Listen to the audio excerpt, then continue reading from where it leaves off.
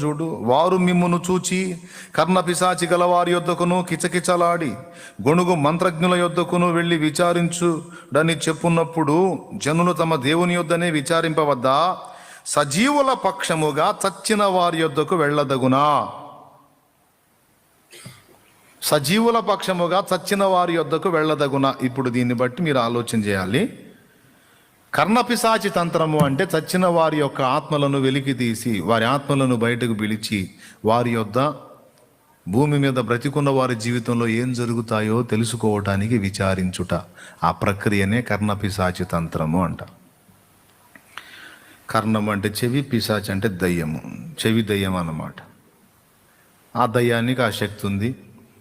ఆ దయ్యము చచ్చిపోయిన మృతుల ఆత్మలను బయటికి పిలుస్తుంది.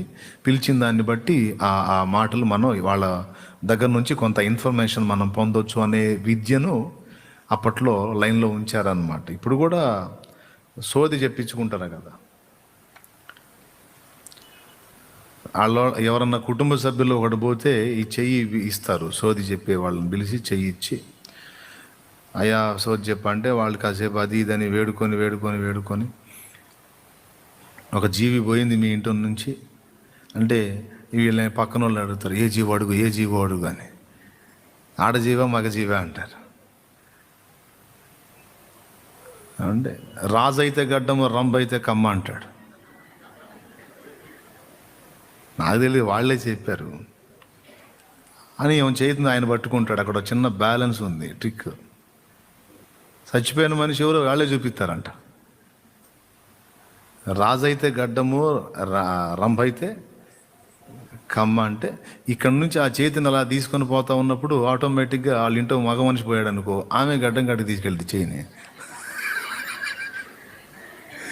ఆడ మనిషి పోయిందనుకో ఆమె చెవి దగ్గరికి పోయింది. ఎటు కూడా అదేలే ఆడ చూపించేదని.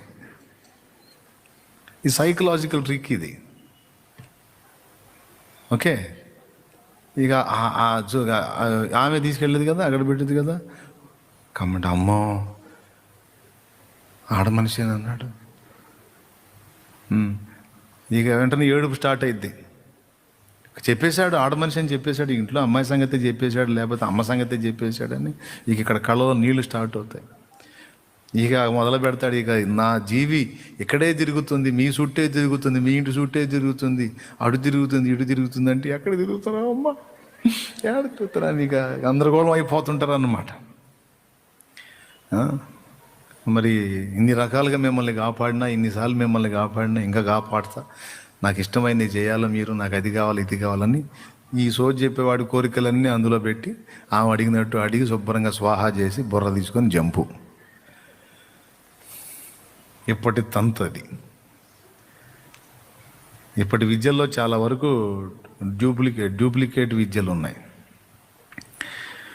అప్పటి రోజుల్లో కొంత ఇప్పుడు కూడా మాంత్రికులు ఉన్నారు, కానీ కొంచెం మరుగున ఉన్నారు.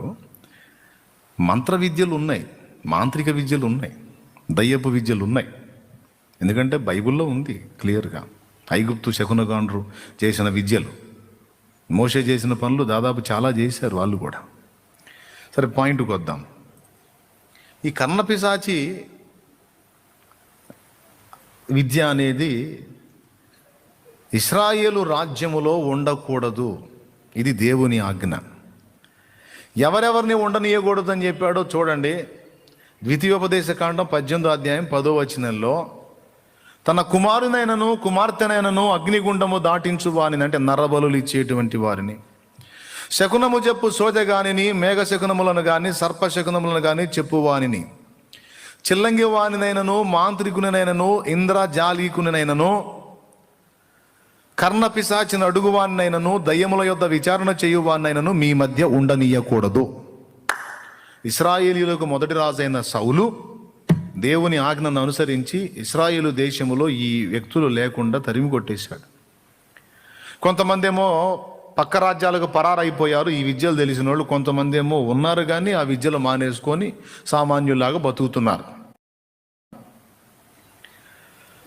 ఈ సమూయేలు ద్వారా ఫిలిస్తీన్ల మీద నేను గెలుస్తానా ఓడిపోతానా అనే విషయాన్ని తెలుసుకోవడానికి సౌలు